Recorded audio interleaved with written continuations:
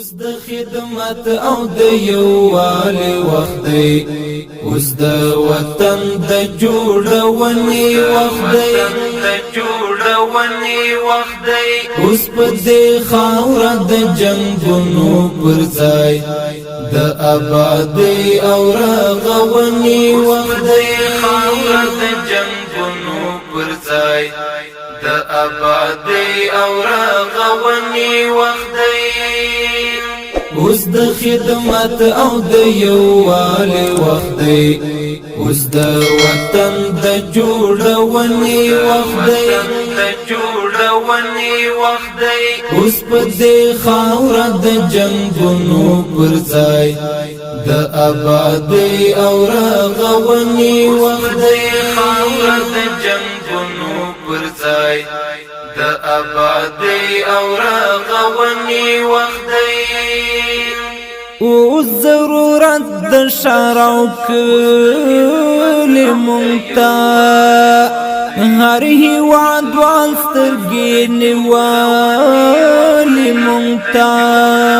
او ضرورت د شارو کلی مونتا هر هیواد والسترګې نیولې مونتا، غرونه او دښتې هم په تمه زمون اوس د دې ټولو د ساتنې وخت دی،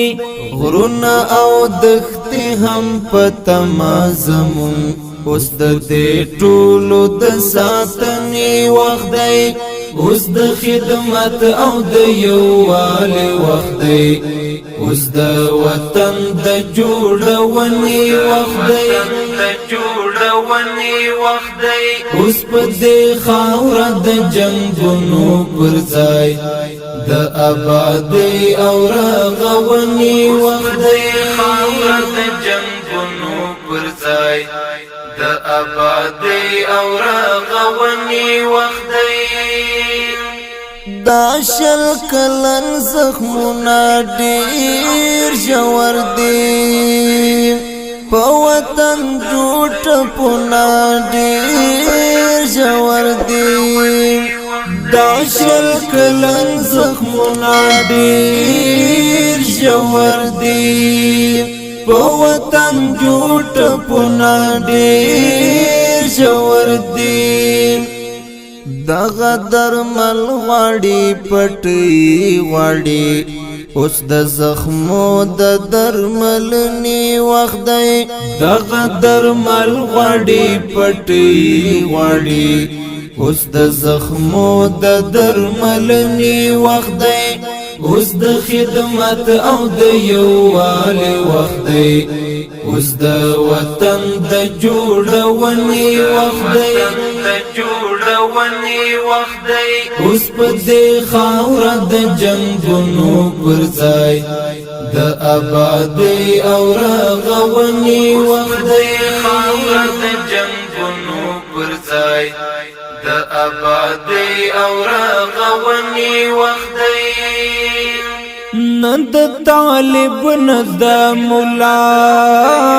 کار دی دا، نه خو زما او نه داستا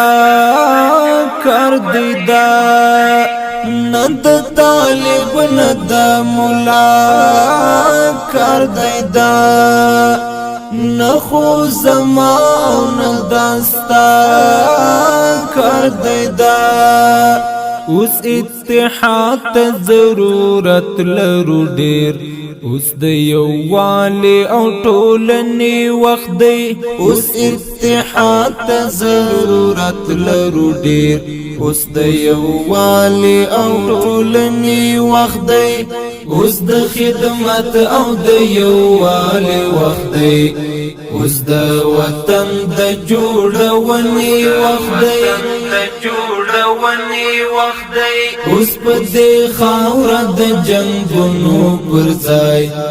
د آبادۍ او رغونې وخت دی، خاوره د جنګونو پر ځای د آبادۍ او رغونې وخت دی، لونو بټو توی د غواړي لپاڼو پاکی دل غواړي لونو بوټو توی دل غواړي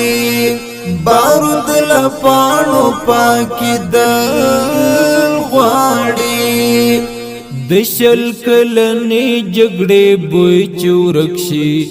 اوس نو د هر څه د پالنې وخت دی د شل کلنې جګړې بوی چورکشي